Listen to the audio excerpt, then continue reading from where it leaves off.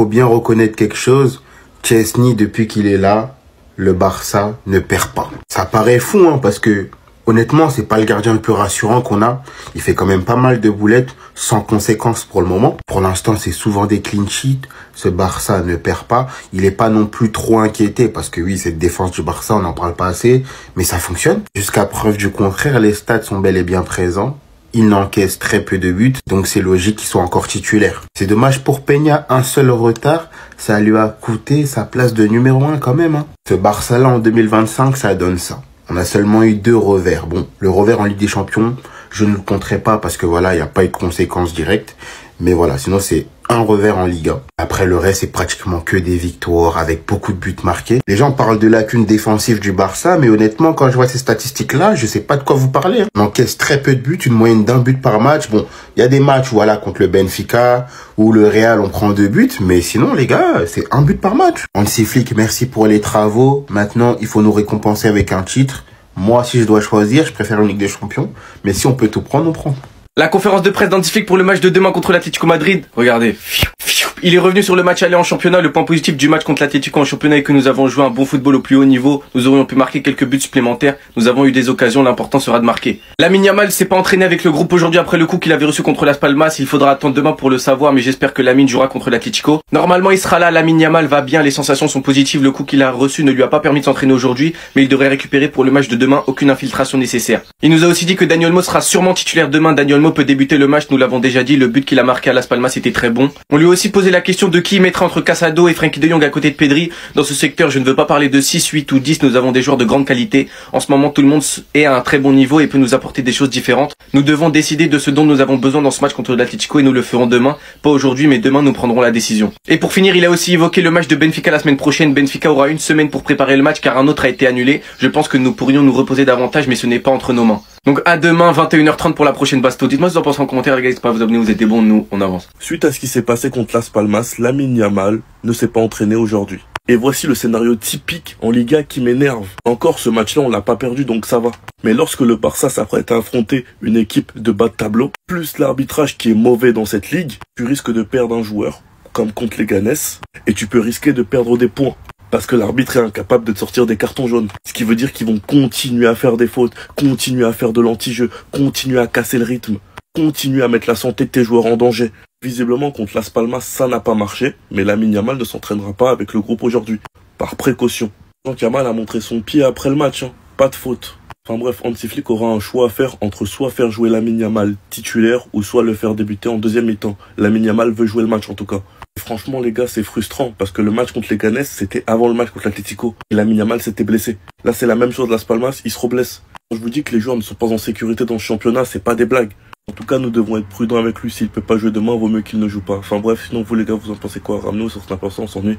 Très gros coup dur pour le FC Barcelone avant le gros match demain, demi-finale aller de Coupe du Roi contre l'Atlético Madrid, sera Barcelone. Coup d'envoi 21h30. Pourquoi? Parce qu'aujourd'hui entraînement et pas de Lamine Yamal présent à l'entraînement. Donc Lamine Yamal est blessé au pied gauche dans l'état actuel des choses. Il est incertain pour demain parce qu'il a publié une photo de son pied lors du match contre Las Palmas samedi soir. Il n'y a même pas eu faute et quand même c'était un pied en sang. Donc il a mal en gros Lamine Yamal et demain on ne sait pas s'il sera disponible ou non bien sûr pour ce match contre l'Atlético. Et toujours avec la pépite, bien sûr, Lamine Yamal, il fait la une aujourd'hui du journal Mundo Deportivo, pas par rapport à sa blessure, mais par rapport à son renouvellement de contrat. 2030, il devrait prolonger très prochainement son contrat au Barça. Surtout, Lamine, les gars, devrait largement augmenter son salaire. On apprend aujourd'hui qu'à l'heure actuelle, Lamine Yamal gagne le minimum qu'un joueur de l'équipe première de Barcelone peut gagner. Donc, c'est l'un des plus petits salaires du club, alors que c'est l'un des joueurs les plus importants. Donc, il gagne plus grâce au bonus que son salaire de base. Donc, il devrait peut-être multiplier par 3, par 4, par 5 son salaire avec son nouveau contrat. Et on finit aujourd'hui les gars avec Hansi Flick parce qu'aujourd'hui en ce 24 février c'est son anniversaire. Hansi Flick fête aujourd'hui ses 60 ans et on peut voir que lors de l'entraînement du jour les gars il a reçu une aide d'honneur bien sûr pour célébrer bien sûr son 60e anniversaire. Et les gars, je commence à avoir un problème avec tous les fans du Barça qui parlent mal de ce petit-là. Je vous rappelle qu'il n'a que 17 ans, les gars. Il a mis la barre tellement haute que maintenant il fait une mauvaise mi-temps et tout le monde lui tombe dessus. Et les gars, sur les réseaux, calmez-vous. Et tu peux critiquer tout le monde. Il a le droit de faire autant de saisons qu'il veut au mauvais niveau. Ce petit-là, n'oubliez pas qu'il est champion d'Europe. Et les gars, il a traumatisé l'Europe, il avait 16 ans. Et qu'est-ce que vous appelez faire un mauvais match? J'en ai marre des gars qui ont besoin que les gens marquent pour dire qu'ils sont forts. Calmez-vous, les gars, oui. Non, voilà les gars, non, la vie de l'homme, ça fait chier de ouf. Et tu te balades sur les réseaux, tu vois, ah, Yamal, il est fini. Ouais, les gars, un peu de sérieux, ouais, les gars, calmez-vous. Et moi, je dis, les gars, que Allah le facilite, que Allah le protège des blessures, vous allez voir quelque chose. Et regardez-moi les échanges du Barça à venir, les gars. Regardez les 6 prochains mois du Barça. Vous permettez de dire que, ah, Yamal, il est fini, Yamal, il est... Non, mais les gars, vous êtes tarés ou quoi? Et s'il y a bien un joueur qu'on doit protéger, c'est Lamine Yamal. Et je vous dis, il a le droit de faire autant de mauvais matchs qu'il veut de maintenant jusqu'à la fin de saison. Il restera un crack et le meilleur du monde. Vous êtes malades ou quoi, les gars? Calmez-vous. Le GOAT du football n'est pas Cristiano Ronaldo selon Karim Benzema. Mais les gars, qui ne le savait pas ça? On le savait tous en vrai. Regardez ce qu'a dit Benzema. Personnellement, je le savais depuis 10 ans ça. Pour moi, le meilleur, c'est Ronaldo le Brésilien.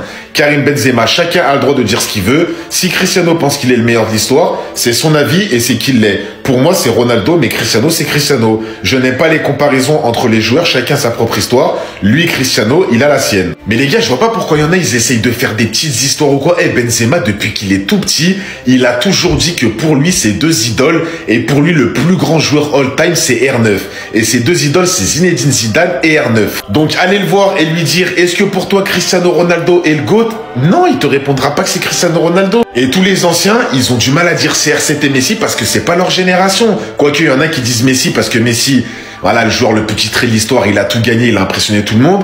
Mais je vous jure que vous demandez aux anciens, la plupart des anciens, ils vont vous dire R9, Zidane, Ronaldinho, même Maradona, même Cruyff, même Platini des fois. Donc Benzema, bien évidemment, qui respecte Cristiano Ronaldo. Et les gars, il a joué 10 ans avec lui. Il a joué 10 ans avec CR7 à côté de lui. Il sait de quoi il parle. Mais pour lui, il n'y a même pas de honte. Pour lui, c'est R9 le meilleur joueur de tous les temps. Et en vrai de vrai, il a raison. Si pour lui c'est R9, pour lui c'est R9. Moi par exemple, pour moi c'est Messi. Pour toi derrière l'écran c'est CR7. Pour lui c'est R9.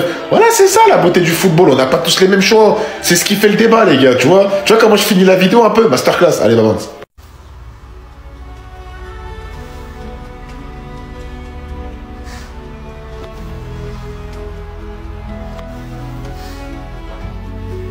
Football! Football! El Grande Football! Oui les amis, Neymar est en train de retrouver son football du côté du Brésil et du côté de Santos. En 17 jours seulement, il a joué plus de matchs avec Santos qu'en 1 an et demi avec Al Hilal. Et ce qui s'est passé hier, ça montre à quel point c'est le football. Neymar va tirer un premier corner sur lequel il va donner une passe décisive. Il se fait chambrer par les supporters, il répond de la sorte et ensuite il va tirer un deuxième corner sur lequel il se fait encore plus chambrer par les supporters adverses. Santos jouait à l'extérieur et Neymar va alors faire ce geste justement, voilà, pour leur dire allez-y, allez-y. Et qu'est-ce qu'il va faire après? Il marque un corner rentrant! Corner rentrant et il va célébrer comme ça, célébration à la Cristiano Ronaldo de l'époque. C'est n'importe quoi les gars, c'est n'importe quoi. Et honnêtement, alors oui c'est le Brésil ce que vous voulez, mais on a l'impression que le retour à la maison pour l'instant lui fait beaucoup de bien. 2 passes décisives, un but hier soir. Chaque match pour l'instant depuis qu'il est revenu, il est décisif. Il retrouve petit à petit son football, on voit des actions avec des dribbles etc. Qui sait, peut-être un retour en Europe au mois d'août, 1 an avant la Coupe du Monde, qui sera justement sa dernière grande compétition. J'ai envie de vous dire, pourquoi pas, mais en tout cas, Neymar est de retour au football. Comme c'est ni le Real, ni le Barça ou l'Atlético, on va pas en parler. Et franchement, les gars, la Liga, comme d'habitude, illogique. Anthony qui prend carton rouge, on parle pas d'un carton jaune, il prend carton rouge. On parle pas d'une contre-attaque ou quoi que ce soit, on parle juste d'un joueur qui va vers son camp. Anthony réfléchit pas et fait un tacle. Et tu vois que c'est pas un tacle méchant parce qu'il vient retirer sa jambe. Ce qui veut dire que ça fait tibia contre l'arrière du pied. Essayez d'aller revoir l'action si vous voulez mieux comprendre parce qu'avec image arrêtée, vous allez pas comprendre. Et franchement les gars, prendre un rouge directement pour ça, c'est très sévère. Si tu me parles d'un jaune ou un deuxième jaune, plus rouge, je l'accepte. Mais un carton rouge directement. Et franchement moi les gars, ça m'énerve. Parce que c'est pas souvent qu'on a des gros matchs en Liga. Le Real se déplace. Sachant qu'Anthony était l'un des meilleurs joueurs de Liga en 2025, malheureusement il sera suspendu sauf s'il réussit à faire appel, mais bon vous connaissez la Liga, ça marche quasiment jamais. Kubo aussi reçoit un carton jaune, comme quoi les 2 prochains matchs du Real et du Barça, les 2 équipes d'en face n'auront même pas leurs meilleurs joueurs. Sociedad Barça c'est un gros match, Betis Real aussi et franchement c'est dommage. Enfin bref, sinon vous les gars vous en pensez quoi? Ramenez-vous sur ta patience, on est.